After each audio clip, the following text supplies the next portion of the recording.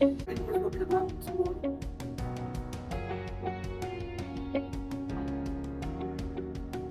are things that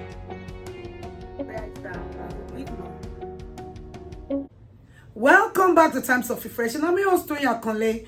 I'm so glad we can be together once again on this podcast. I hope you're doing great and I hope you're keeping safe. I know it's been a while since I posted any, of my podcast, and that's because I had to step back a bit so that I can get some other things going. And I would definitely inform you as things unfold very soon. Now, we know we're in the middle of July, and that means we have about 5.5 months to go before this year comes to an end. I hope you've been reassessing your goals.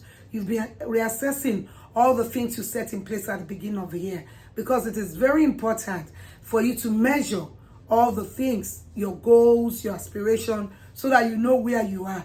If you have not been doing that, I want to encourage you, please go ahead and start doing it. Go back to the drawing board, look at the things you're doing, look at how you're doing them, look at where you think you should be at this time of the year. If you're not there, check out what you have not done that you need to do and start doing them. Today on Times of Refreshing, I just want to talk about child safety during the summer months. And today I'm going to talk about car seat safety. Many times, a lot of children in North America and all over the world are left in the car in the scorching sun. And several times, those children, those babies die. Now, I don't want us to be judgmental and say that's carelessness. No.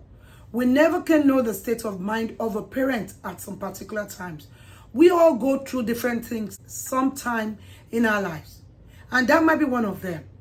Maybe that person had a lot on their mind. And I know you'll say it does not warrant leaving your baby in the car. As true as this is, it happens. So what are some of the things that you can do so that you do not forget your baby or your young child in the car? If you need to go out with your child, one of the things you can do is that make sure you put your baby's bag, put it on the seat right in front of you, especially if you are the only one with the baby in the car. So that when you're coming out of your car and you see the baby's bag, you take the baby's bag, you remember that there's a baby in the car. For instance, if you're a woman and you're going to the store with your baby, one of the things you need to do is to put your handbag or your purse right beside your baby's car seat on the back seat. When you do that, when you're coming out of your car, definitely you need your purse or your bag. And if you're a man, put something that's valuable beside your baby's car seat at the back, so that when you're getting this, you would remember to also get your baby or your young child out of the car. And I always say this, you can always use the phone and technology to your advantage. The days we live in, we all carry our phones everywhere with us. You can actually put a reminder on your phone. After all, if you have a smartphone, when somebody calls you, you can tell that phone to remind you in an hour to call the person back, or when you leave the place.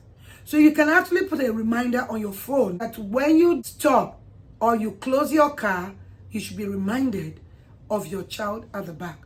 Yeah, you might say, oh, that's to the extreme. After all, a child is not an item. It is true. But it is good to employ every means you know to keep your child safe. Because every year, a lot of babies and a lot of young children die from suffocation because of being left in the hot car.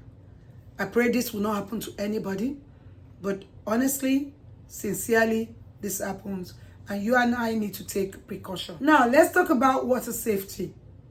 When you know that you want your children to go to the pool, especially if it's a pool party and you are not there with them, you need to be sure that the pool that they are going to with other people have lifeguards. And you need to talk to your young children that they do not just jump into the water, especially if they are just learning to swim. Because children who are learning to swim already feels that they can swim the length and breadth of the swimming pool. Then you inform whoever their host is about your child's level of swimming. And most times, I will say this, when a child is young, it's better for them to stay in the children's pool so that they do not need too much supervision because everyone gets distracted. One of the things you can do before the summer months happens is to take your child swimming. Take them for swimming lessons. That way they learn how to swim. And if there's anything at all, they would at least be safe in the pool. Now I want to say this. If you have teenage children, you need to talk to them. Because so many times peer pressure makes children drown. Because they do not want their friends to know that they cannot swim. And so they jump into the pool and they start drowning. And we need to instruct our children, all our children. This age of technology, when something is happening, most of the times what people do is they bring out their phone and they start recording. But that should not be it. You and I need to talk to our children to let them know, you see someone in distress, please, it is not the time to just bring out your phone and start recording, but rather is the time to call the attention of the adults around you to them so that they can get the help they desire. I know that these are the summer months and our children are going to be swimming, hiking, driving, and doing all sorts of things. But I want to just leave this information out there so that at the end of the summer, we also will be very glad that our children are safe. Until next time on Times of Refreshing, when I'm going to be talking more about some other summer safety. I'm your host once again, Toyin Akanle. Please like, please share, follow us. Please subscribe to our YouTube channel if you've not already done so. I'll see you very soon. Have a wonderful time. Bye-bye.